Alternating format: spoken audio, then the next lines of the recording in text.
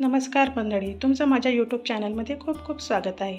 तर आज आपण बनवूया पातळ पोह्यांचा चिवडा.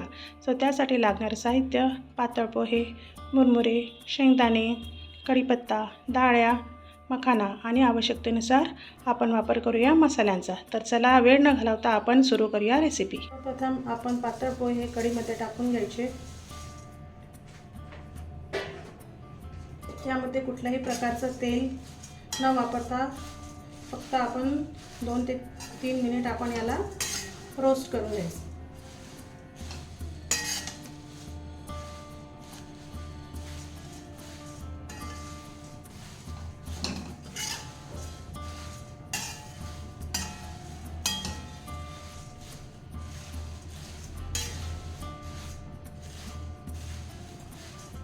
तीन मिनिटं रोस्ट झाल्यानंतर आपण याला आता दुसऱ्या भांड्यामध्ये ट्रान्सफर करून घेऊया.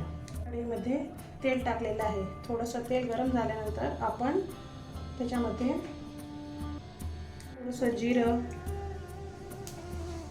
मोहरी टाकायची आहे. जिरं मोहरी तडतडल्यानंतर आपण त्यामध्ये शेंगदाणे घालूयात.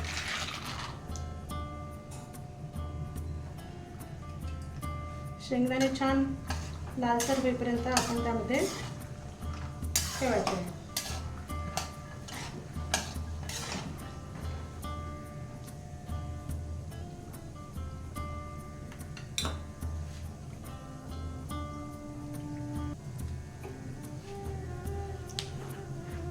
बघू शकता शेंगदाण्यांचा कलर आता थोडासा बदललेला आहे. आता आपण यामध्ये डाळ्या ॲड करूया.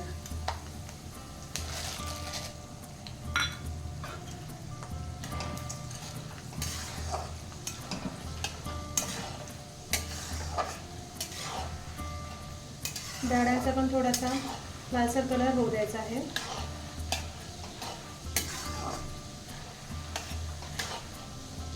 डाळ्या आणि शेंगदाणे छान प्रकारे झाल्यानंतर त्याच्यामध्ये आपण कढीपत्ता घालू.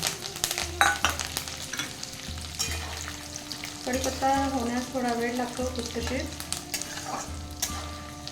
तर त्यासाठी गॅसची फ्लेम कमी करायची आणि चांगला कढीपत्ता परतून घ्यायचा.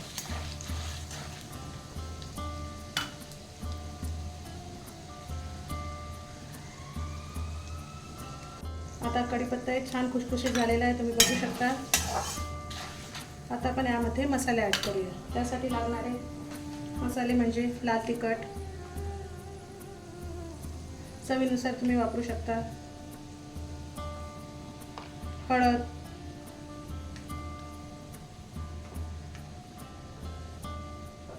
आणि थोडी धनेपूड.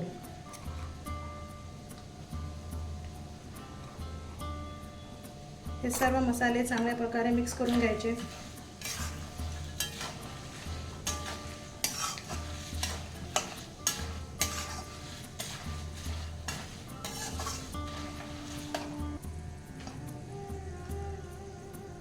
आणि मसाले आता मिक्स झालेले आहेत, तर आपण गॅस थोडा वेळ बंद करूया. आणि असंच हे सारण 1 ते 1.5 मिनिटं आपण ठेवायचं आहे थंड होण्यासाठी. बघू शकता हे सारण आता थंड झालेलं आहे. आपण यामध्ये पोहे घालूया. थोडं थंड झाल्यावर यासाठी घालायचं आहे की गरम तेलामध्ये जर आपण पोहे टाकले तर ते पोहेचा आकार लहान होतो, तो तसाच राहत नाही. त्यासाठी तेल थोडंसं थंड होऊ द्यायचं आणि नंतरच पोह्यांना ॲड करायचं.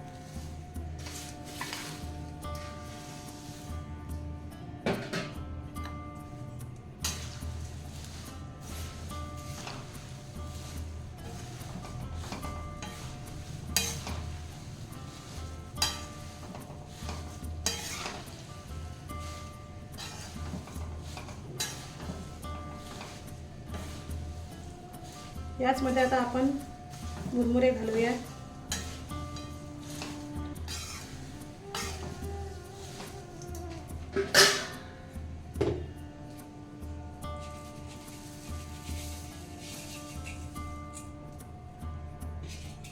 आणि मखाना सुद्धा आपण ॲड करूया. आणि हे चांगल्या प्रकारे मिक्स करून घ्यायचं.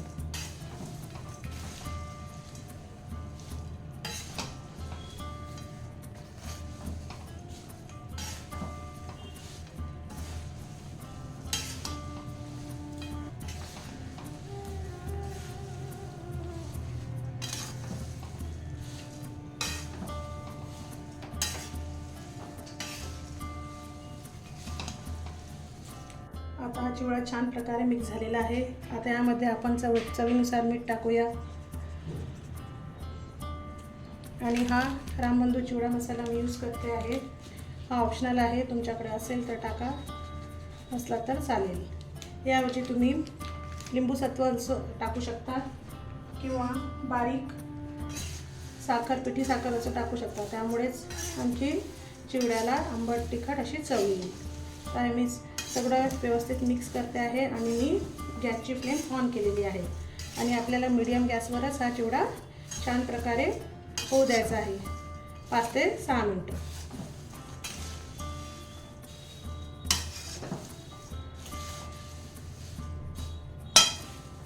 तुम्ही बघू शकता चिवड्याला छान कलर आलेला आहे आणि हा अगदी झटपट होतो आणि संध्याकाळच्या नाश्त्यासाठी तर अगदी योग्य आहे. आपला चिवडा रेडी झालेला आहे. तुम्हाला जर माझी रेसिपी आवडली असेल तर प्लीज लाईक करा, शेअर करा, सबस्क्राईब करा आणि अशाच नवनवीन रेसिपीसाठी माझ्या चॅनलला फॉलो करा. थँक्यू.